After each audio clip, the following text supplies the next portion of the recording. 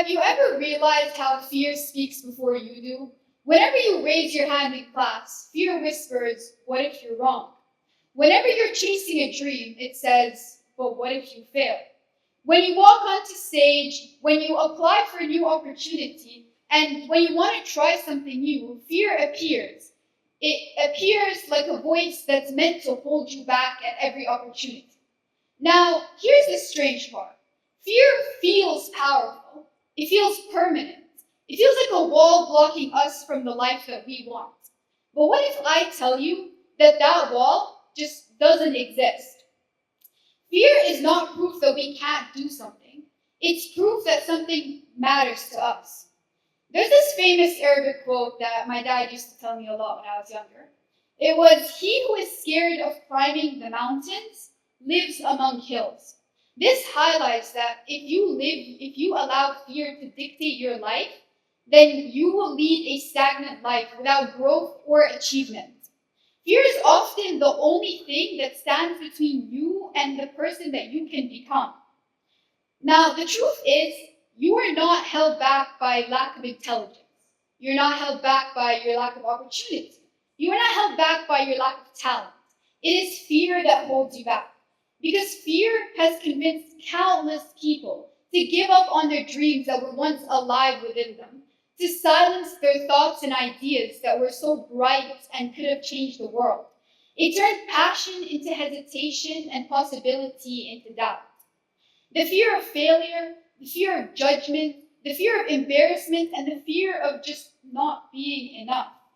And sometimes the saddest part is that people don't realize that they live in this fear to the point where they allow it to control their lives.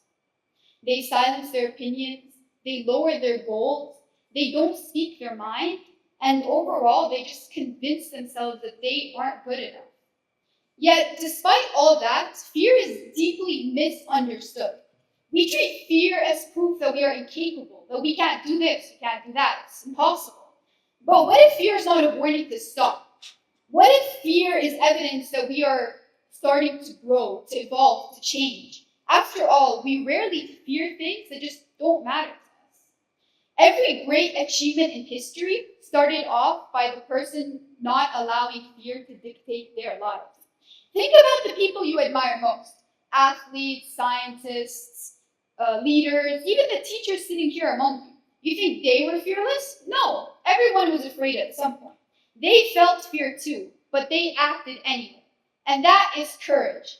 Courage is not the absence of fear. It's rather deciding that something else matters more than fear. And I learned this from a personal experience. To be honest, I was not going to speak up on this stage today. I was not ready, I was not confident, I wasn't prepared, and I just wasn't motivated to do so.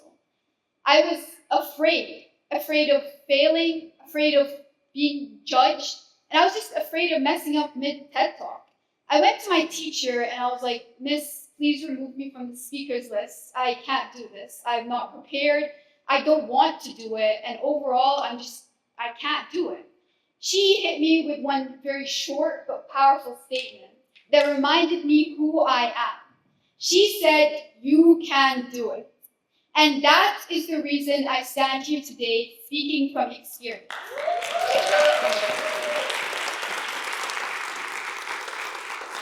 In that moment, fear feels huge. But then you take one step forward and another, and you realize something incredible.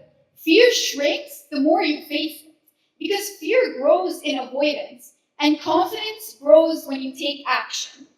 The dictionary meaning of fear is an unpleasant emotion that is caused by the anticipation of danger.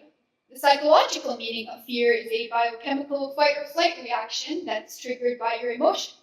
But how I see it, I think fear is a challenge, a string dangled in front of you that laughs at you and that laughs every time you cower before it.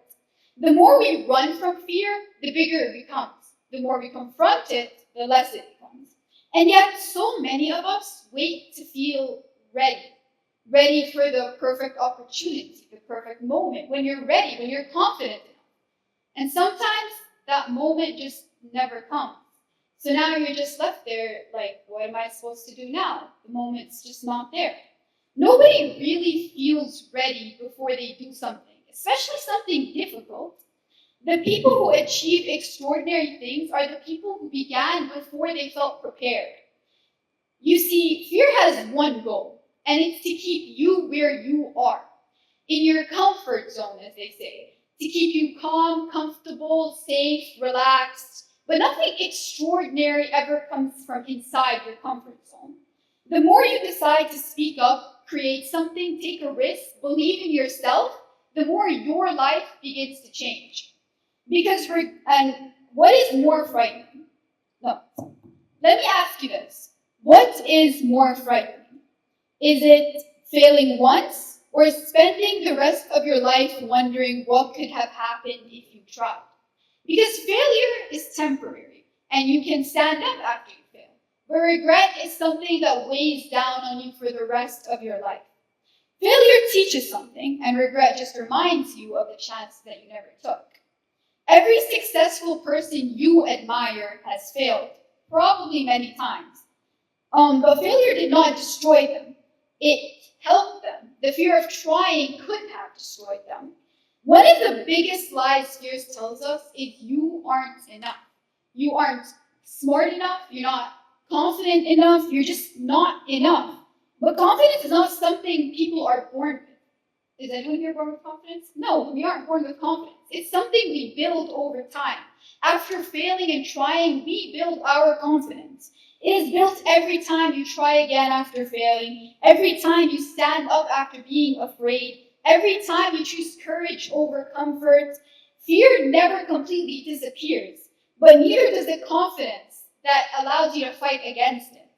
Now, maybe the goal is to stop letting fear decide who we become. Because on the other side of fear is growth. On the other side of fear is opportunity. On the other side of fear is opportunity, discovery, possibility. On the other side of fear is the version of yourself that you have not yet met.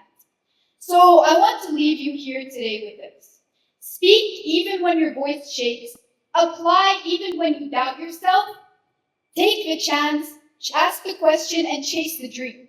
Because fear will always be there, but so will courage and confidence. And in the end, the biggest limitation is not the world around us. It's the fear inside of us that tells us that we can't do it. A bird has to leave the branch to discover it can fly. A seed has to break away to grow into a tree. Even the stars are created from collapse and chaos.